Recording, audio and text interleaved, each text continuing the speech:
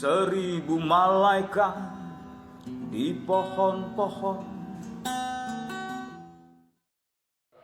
Assalamualaikum warahmatullahi wabarakatuh. Selamat siang. Selamat berjumpa kembali. Di pertemuan hari ini kita akan membahas materi tentang kalimat. Jadi kalimat itu adalah susunan kata dan klausa yang membentuk sebuah makna. Jadi kalau susunan kata dan klausa ataupun susunan kata ataupun klausa yang tidak membentuk sebuah makna, maka dia tidak bisa dikategorikan sebagai sebuah kalimat. Nah, untuk bagaimana membuat kalimat yang baik, tentunya kita harus bisa menentukan bentuk dasar atau kalimat dasar. Jadi kalimat dasar itu biasanya merupakan acuan untuk membuat berbagai jenis atau tipe-tipe kalimat. Jadi kalimat dasar ini biasanya berupa acuan yang terdiri dari fungsi-fungsi yang membentuk kalimat tersebut. Misalnya fungsi subjek, predikat, objek, keterangan, dan pelengkap. Jadi biasanya itu kalau unsur bentuk yang lengkap itu unsurnya seperti itu. Ada subjek, ada predikat, ada objek, ada pelengkap, dan ada keterangan. Nah, kalimat yang baik itu adalah kalimat yang mudah untuk ditentukan unsur-unsurnya itu. Jadi unsur pembentuknya itu subjeknya yang mana, predikatnya yang mana, lalu objeknya ataupun pelengkapnya yang mana, dan keterangan yang mana, itu bisa ditentukan dengan mudah. Nah, kalau bisa ditentukan dengan mudah biasanya, maka kalimat itu akan mudah dipahami. Tetapi bentuk dasar atau pola dasar kalimat ini juga bisa terdiri dari unsur yang minimal. Jadi unsur yang minimal dari sebuah kalimat itu sebenarnya dia terdiri dari unsur subjek dan predikat. Bahkan terkadang ada yang hanya terdiri dari sebuah predikat, tetapi kalau dia berupa sebuah predikat, biasanya dia merupakan rangkaian dari susunan beberapa kalimat. Misalnya ada pertanyaan lalu jawaban. Jadi ketika menjawab maka yang dilontarkan itu hanya jawaban saja. Misalnya, siapa nama Anda? Nasir, kan?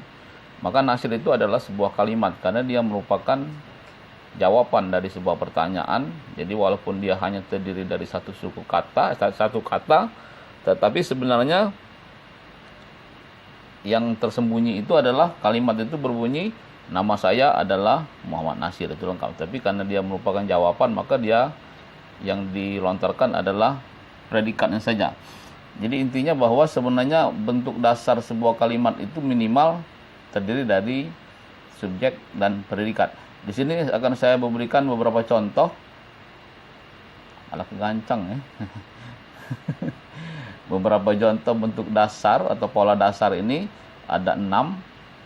Ini saya ambil dari berbagai sumber. Jadi yang pertama misalnya subjek dan predikat. Contoh, saya mahasiswa, maka saya itu adalah subjek, predikatnya adalah mahasiswa. Ayahnya membeli mobil, ayahnya itu subjek, predikatnya membeli, objeknya mobil. Atau misalnya beliau menjadi ketua KUD, beliau itu subjek, menjadi itu predikat, ketua KUD itu adalah pelengkap. Nanti sebenarnya ada bagian khusus untuk membahas bagaimana membedakan antara keterangan dan pelengkap. Lalu pola yang keempat, subjek, predikat, dan keterangan. Contoh misalnya kami tinggal di Palembang. Jadi kami itu subjek, tinggal itu predikat, di Palembang itu keterangan. Nah, keterangan juga nanti beragam, banyak jenis keterangan. Nanti mungkin ada pembahasan khusus mengenai itu, keterangan tempat, keterangan alat, keterangan tujuan, keterangan waktu. Kemudian yang pola yang kelima adalah subjek, predikat, objek, dan pelengkap.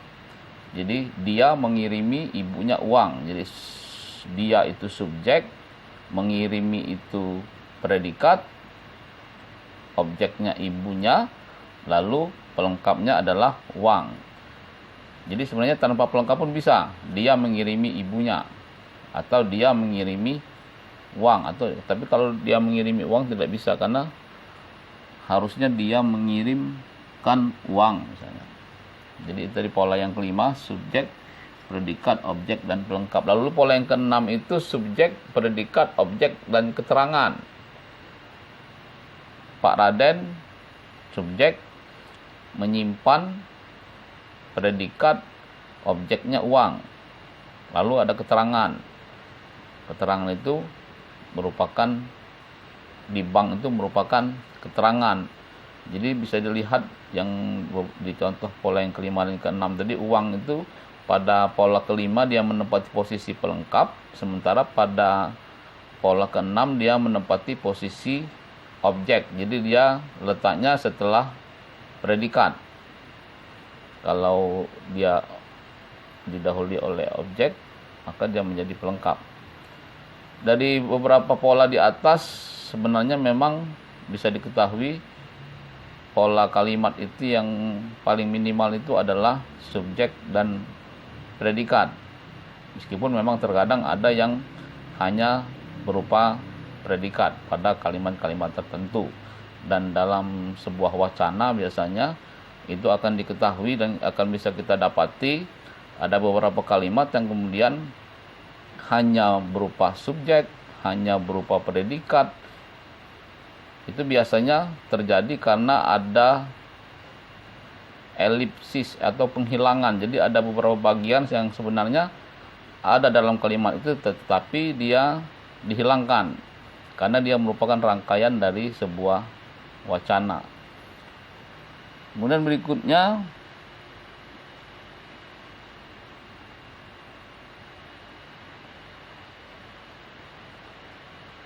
dari pola-pola ini nanti maka kita akan bisa menganalisis sebuah kalimat, apakah kalimat itu memang bisa dipahami. Tetapi pola di atas itu hanya pola dalam bentuk kalimat tunggal, karena sebenarnya kalau berdasarkan unsurnya, unsur klausanya, unsur predikatnya, maka kalimat itu juga nanti akan terbagi dua, ada kalimat tunggal dan ada kalimat majemuk.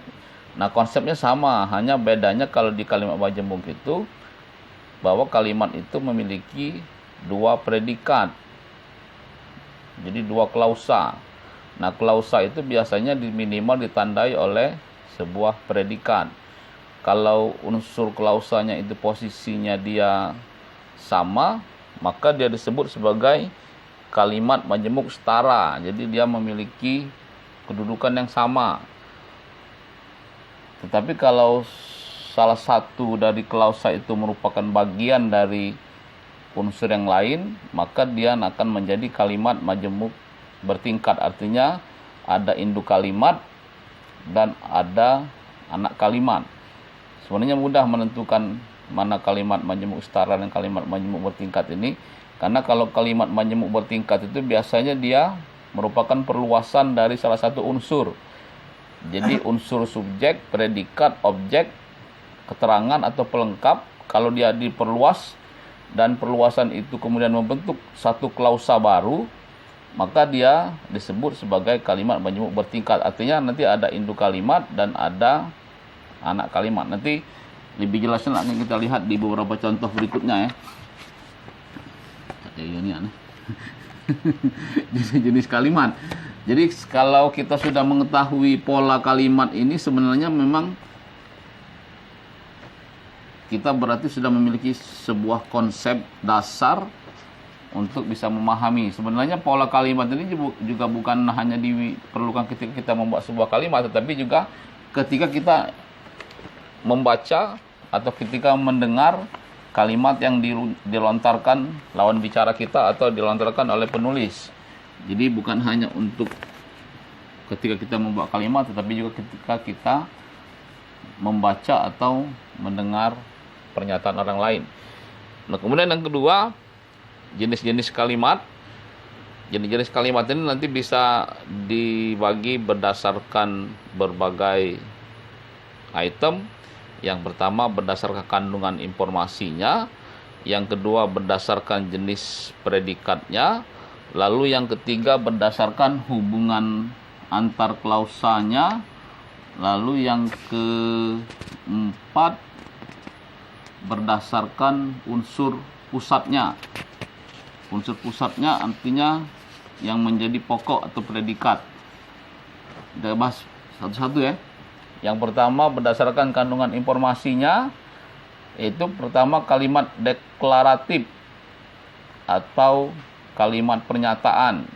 Ini biasa dikenal dengan istilah kalimat berita, yaitu kalimat yang mengandung informasi tentang sesuatu yang disampaikan kepada orang kedua agar yang bersangkutan memakluminya. Jadi dia merupakan informasi.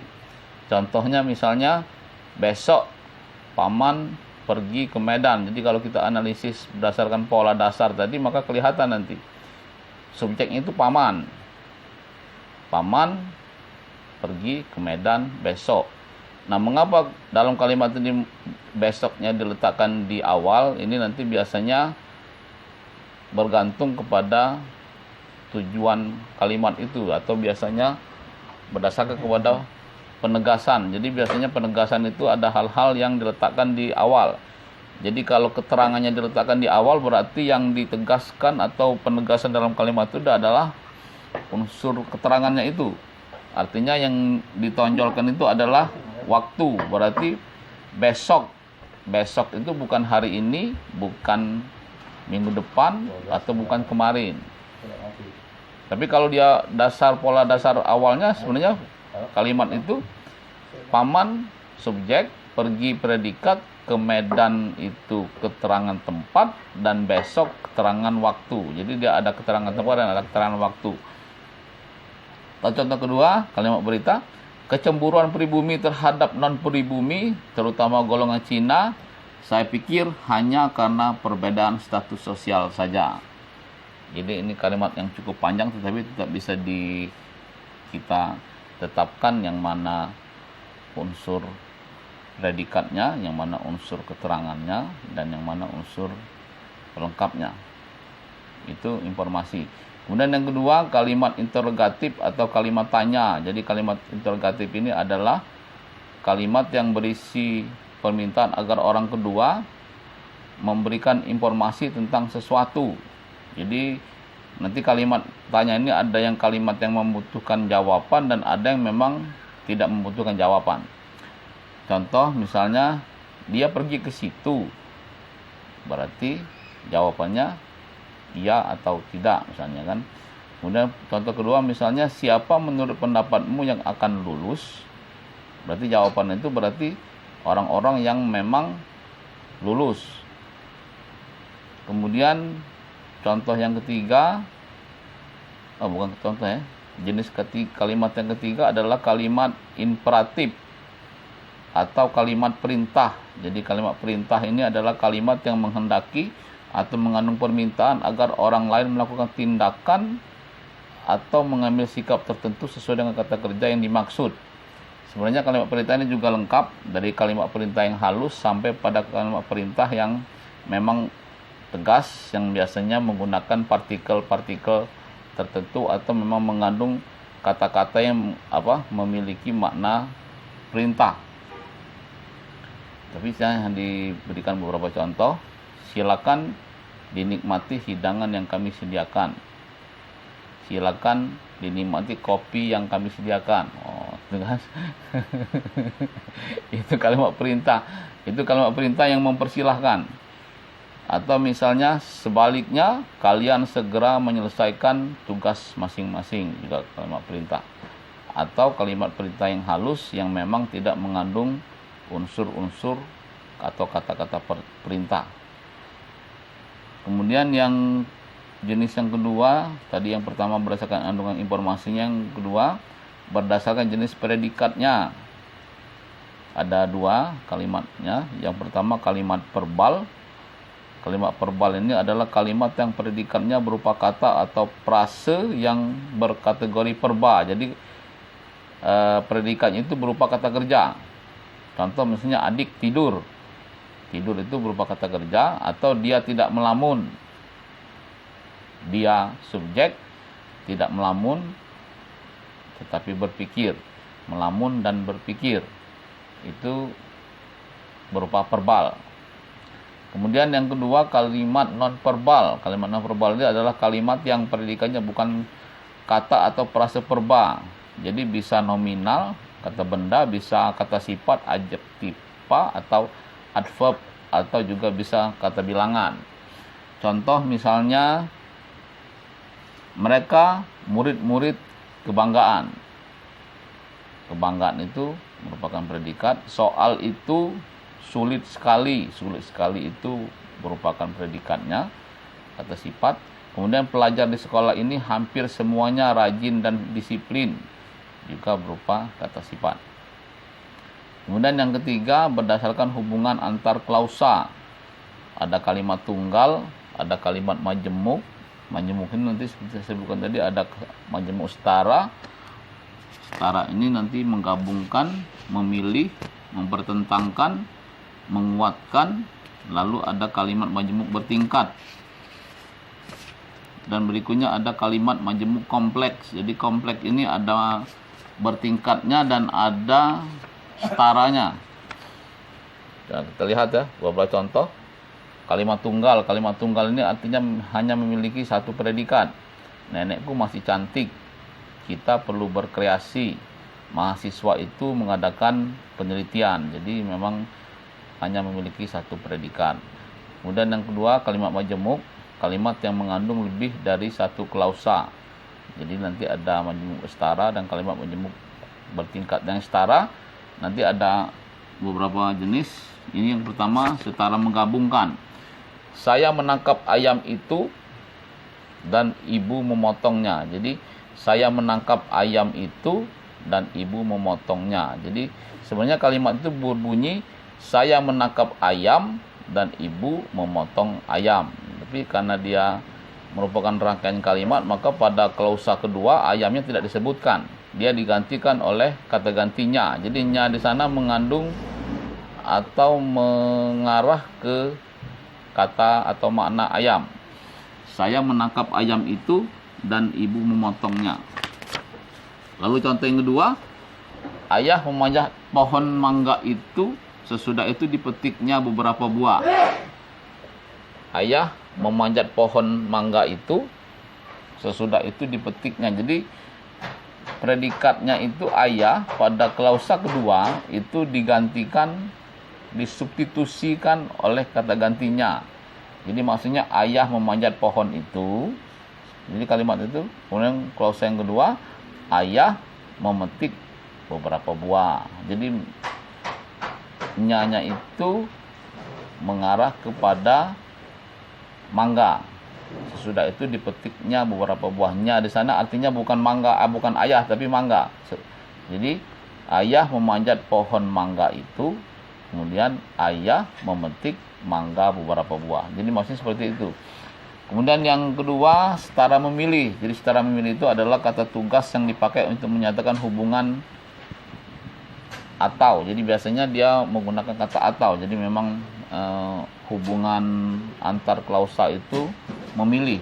Contoh, engkau tinggal saja di sini atau engkau ikut dengan membawa barang dagangan itu. Jadi dia harus memilih, tinggal di sini atau ikut dengan membawa barang itu. Setara. Jadi klausa pertama dan klausa kedua kedudukannya sama. Kemudian yang ketiga, setara mempertentangkan. Jadi dalam kalimat setara mempertentangkan ini biasanya menggunakan kata-kata tugas yang memang memiliki makna bertentangan atau berlawanan. Biasanya kata penghubung yang digunakan itu misalnya kata tetapi, melainkan, atau hanya. Contoh, adiknya rajin tetapi ia sendiri malas. Tetapi kan mempertentangkan. Jadi adiknya rajin, ia malas. Ia tidak menjaga adiknya, melainkan membiarkannya saja. Jadi ia tidak menjaga adiknya. Sebenarnya kalimat itu punya, ia tidak menjaga adiknya, ia membiarkan saja. Kemudian yang keempat, setara menguatkan. Jadi setara menguatkan adalah kata majemuk setara yang biasanya menggunakan kata penghubung bahkan atau lagi pula. Contohnya misalnya anak ini pintar, bahkan budi pekertinya pun baik. Kemudian ada beberapa contoh lagi, beberapa kalimat tunggal yang kemudian digabungkan. Contohnya ada 3 kalimat tunggal. 1, pekerjaannya hanya makan, pekerjaannya hanya tidur, pekerjaannya hanya merokok. Kemudian kalimat tersebut dirapatkan menjadi sebuah kalimat majemuk. Pekerjaannya hanya makan, tidur, dan merokok. Jadi pada kalimat majemuk pekerjaannya hanya makan, tidur, dan merokok, sebenarnya kalimat asalnya itu adalah 3 kalimat tunggal tadi. Jadi pekerjaannya hanya makan, pekerjaannya hanya tidur, pekerjaannya hanya merokok. Tapi kemudian ketika dibentuk menjadi kalimat majemuk, dia menjadi pekerjaannya hanya makan, tidur, dan merokok. Jadi unsur subjek itu hanya disebutkan 1 kali. Kemudian yang kedua, kalimat majemuk bertingkat. Jadi yang pertama tadi kalimat majemuk setara, sekarang kalimat majemuk bertingkat. Kalimat majemuk bertingkat ini adalah kalimat yang sekurang-kurangnya terdiri dari 2 klausa. Yang satu klausa induk atau atasan dan 1 klausa bawahan. Jadi ada anak kalimat dan ada induk kalimat. Contoh, karena sudah lelah, kami ingin pulang. Jadi induk kalimatnya itu kami ingin pulang. Jadi sebenarnya kalimat ini, kalimat asalnya, kami ingin pulang karena sudah lelah. Jadi induk kalimatnya kami ingin pulang. Kemudian anak kalimatnya karena sudah lelah. Tapi karena dia dibalik, maka dia didahului oleh kata penghubung. Karena sudah lelah, kami ingin pulang. Jadi karena sudah lelah itu biasanya itu menduduki unsur keterangan akibat. Mengapa? Jadi kalau ditanya mengapa dia ingin pulang, jawabannya adalah karena dia sudah lelah. Kemudian yang kedua, apabila engkau ingin melihat gajah, saya akan membawamu ke kebun binatang. Jadi kalimat induknya itu saya akan membawamu ke kebun binatang. Sudah lengkap. Saya akan membawamu ke kebun binatang. Nah, anak kalimat itu adalah apabila engkau ingin melihat gajah. Jadi ada syarat. Jadi maksudnya syarat itulah merupakan penanda bahwa itu adalah anak kalimat. Jadi saya akan membawamu ke kebun binatang kalau engkau ingin melihat gajah. Jadi kalau dia tidak ingin melihat gajah, maka dia tidak akan diajak ke kebun binatang. Kira-kira seperti itu contohnya ya. Kemudian yang ketiga, jadi kalau kedua tadi bertingkat, yang ketiga majemuk kompleks. Kalimat majemuk kompleks ini kalimat yang terdiri dari 3 klausa. Jadi dia ada gabungan. Ada kalimat majemuk bertingkat dan ada kalimat majemuk setara. Jadi ada koordinatif, jadi hubungan itu koordinatif dan subordinatif. Jadi kalau setara tadi hubungannya memang koordinatif, koordinasi, setara, sama. Tapi kalau dia anak kalimat atau bertingkat, maka dia hubungannya biasanya bersifat subordinatif, bagian. Contohnya begini yang kompleks ini. Nenek membaca majalah karena kakek tidak ada di rumah dan tidak ada pekerjaan lain yang harus diselesaikan. Jadi ada anak kalimat, ada induk kalimat, dan ada klausa yang setara. Kemudian, jadi kalau dilihat dari unsurnya, kalimat itu terdiri dari 3 klausa. Klausa yang pertama, nenek membaca majalah. Klausa yang kedua, kakek tidak ada di rumah. Dan klausa yang ketiga, tidak ada pekerjaan lain yang harus diselesaikan. Klausa 1 dan klausa 2 dihubungkan secara subordinatif. Jadi ada anak kalimat dan induk kalimat. Kakek, nenek membaca majalah karena kakek tidak ada di rumah. Itu majemuk bertingkat.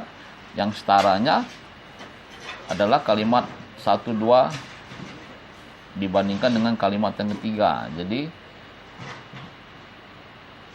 dan Makanya biasanya ditandai dengan kata penghubung dan.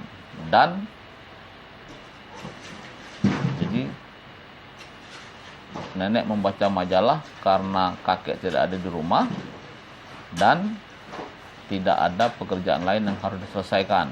Jadi karena dia terdiri dari klausa yang hubungannya koordinatif sekaligus subordinatif, maka dia dikategorikan sebagai kalimat majemuk kompleks. Kemudian yang keempat, yang ketiga tadi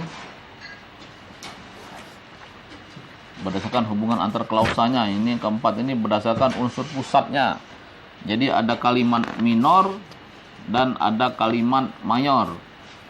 Kalimat minor ini kalimat yang hanya mengandung satu unsur pusat atau inti, atau klausanya tidak lengkap, entah hanya terdiri dari satu subjek saja atau predikat saja atau objek saja. Kalimat minor ini meskipun unsur-unsurnya tidak lengkap, namun dapat dipahami karena konteksnya diketahui oleh pendengar maupun pembicara. Jadi konteksnya itu berupa konteks kalimat, konteks situasi, atau konteks pembicaraan. Jadi artinya kalimat minor ini biasanya bisa ditemukan dalam sebuah rangkaian. Jadi ada sebuah wacana, ada sebuah paragraf, ada gabungan beberapa kalimat. Jadi kalimat-kalimat itu kemudian ketika dia berdiri sendiri, maka dia disebut sebagai kalimat minor. Contoh misalnya diam atau silakan saja, atau yang contoh ketiga apa. Jadi kalimat ini tidak bisa berdiri sendiri, dia harus ada konteksnya. Jadi diam ini ketika misalnya seorang guru sedang mengajar, dia berbicara tetapi kemudian muridnya tidak mendengar, maka dia mengatakan diam. Jadi diamnya itu adalah sebenarnya bagian dari kalimat sebelumnya. Misalnya contohnya begini, saya akan mengabsen, silakan untuk mengangkat tangan. Itu kan dua kalimat. Tetapi ternyata kemudian siswanya juga tidak mengindahkan pernyataannya tersebut, maka kemudian dia membuat kalimat diam. Jadi artinya diam itu adalah bagian dari rangkaian kalimat-kalimat sebelumnya. Sama seperti misalnya pada kata silakan saja.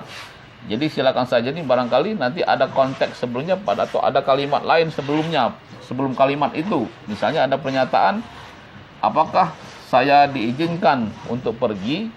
Maka nanti akan keluar pernyataan atau kalimat silakan saja. Jadi artinya silakan saja itu memang minor, tetapi sebenarnya dia merupakan bagian dari kalimat sebelumnya, atau sebenarnya kalimat asalnya itu adalah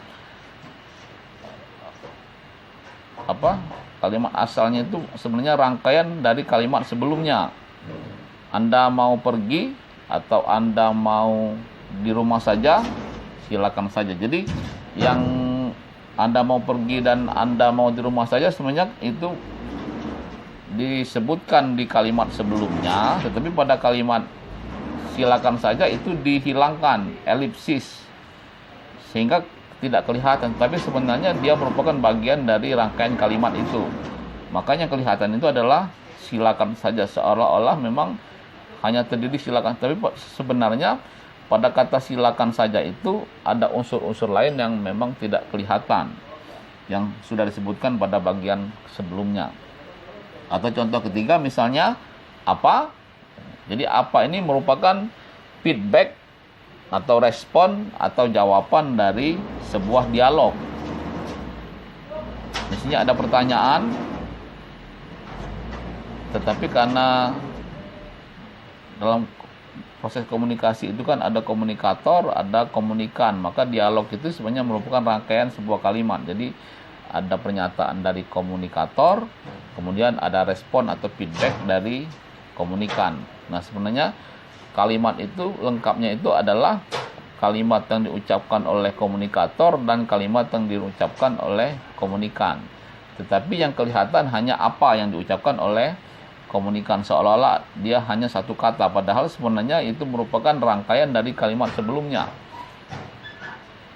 Misalnya pertanyaannya,